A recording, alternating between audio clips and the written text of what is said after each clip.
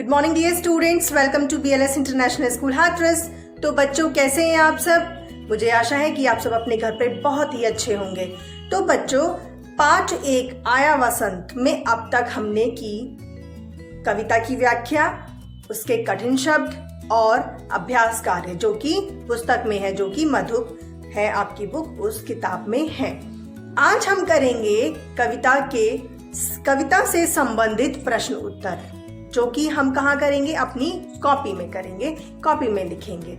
ठीक है, तो जल्दी से आप लोग निकाल लीजिए अपनी कॉपी और उसमें डेट मेंशन करिए। और आज की डेट है 9.4.21 9.4.21। देन उसके बाद आप क्या लिखेंगे? CW, क्योंकि ये क्लास वर्क है। ठीक है, अब आप करेंगे प्रश्न उत्तर। तो सबसे पहले हम कौन से करेंगे? जो नंबर 2 पे बताइए हैं वो वाले। तो प्रश्न 1 आप लिखिए, उसके बाद प्रश्न लिखेंगे हमारे देश में कितनी ऋतुएं होती हैं, नाम बताइए। ये आप सुंदर सुंदर अपनी कॉपी में लिखेंगे। और इसके बाद उत्तर लिखेंगे हमारे देश में मुख्य रूप से 6 ऋतुएं होती हैं। हमारे देश में मुख्य रूप से 6 ऋतुएं होती हैं: वसंत, ग्रीष्म, वर्षा, शरद, हेमंत और शिशिर। ठीक है, इसके बाद प्रश्न 2 लिखेंगे आप। प्रश्न नंबर 2 लिखेंगे वसंत आने पर किसका अंत हो जाता है। तो बच्चों, वसंत आने पर किसका अंत हो जाता है? उत्तर लिखेंगे वसंत आने पर पतझड़ का अंत हो जाता है।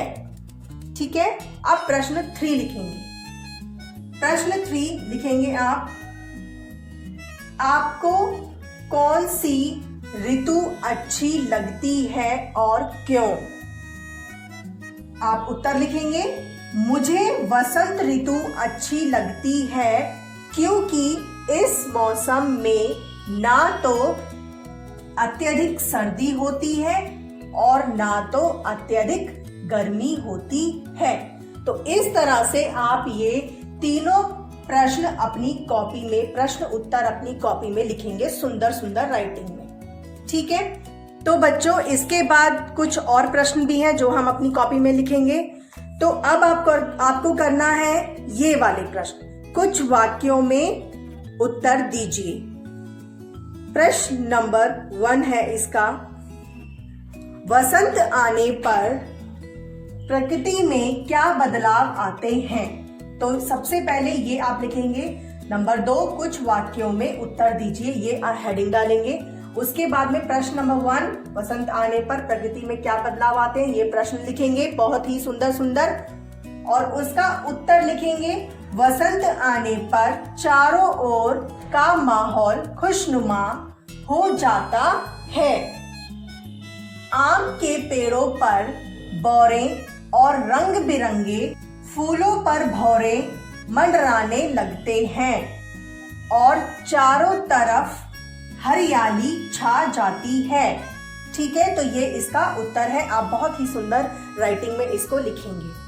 इसके बाद प्रश्न नंबर 2 है, भौरे तथा अन्य जीव वसंत ऋतु का आनंद कैसे लेते हैं? ये आप अपनी कॉपी में लिखिए।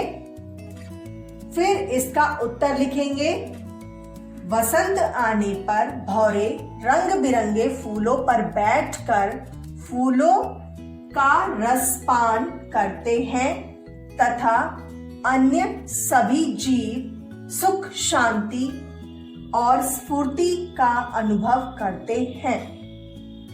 ठीक है बच्चों, तो ये हैं आपके 2 प्रश्न। अभी एक और है, वो भी कर लेते हैं। तो बच्चों, अब हम करेंगे इसका तीसरा प्रश्न।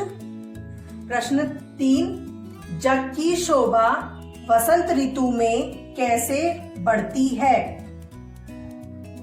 कैसे बढ़ती है? तो उत्तर लिखेंगे वसंत ऋतु में मीठी धूप से वातावरण ऊष्म हो जाता है। आम की बौर चारों ओर अपनी सुगंध बिखेर देती हैं, जिससे जग की शोभा बढ़ जाती है। ठीक है बेटा, तो इस तरह आप ये तीनों प्रश्न अपनी कॉपी में करेंगे। और अब हम करते हैं इस कविता का आखिरी प्रश्न, जो है मूल्य परक प्रश्न। बच्चों, अब हम करेंगे इस कविता का आखिरी प्रश्न, जो है मूल्य परक प्रश्न। ये आप अपनी कॉपी में लिखेंगे, मूल्य परक प्रश्न, और उसके बाद इस प्रश्न को लिखेंगे।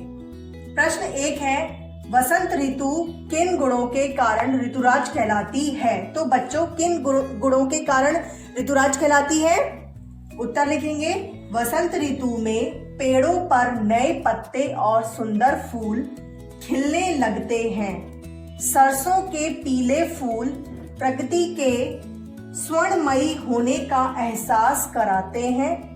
वातावरण मनमोहक बन जाता है, इसी कारण वसंत ऋतु राज कहलाती है। ठीक है, तो बच्चों ये जो आपके प्रश्न उत्तर हैं, बहुत सुंदर सुंदर राइटिंग में आपको अपनी कॉपी में करने हैं। और होमवर्क क्या है आज का आपका? यही होमवर्क है, और इसको आपको पढ़ना भी है, याद भी करना है। ठीक है, और सबसे जरूरी बात, आपको बोल बोल कर ही लिखना है, जिससे कि आपको बाद में जब आप इन प्रश्न उत्तर को याद करते हैं तो आपको कोई भी दिक्कत नहीं आती है जब आप बोल बोल के लिखेंगे। ठीक है, सो बच्चों, thank you so much, have a good day, bye bye.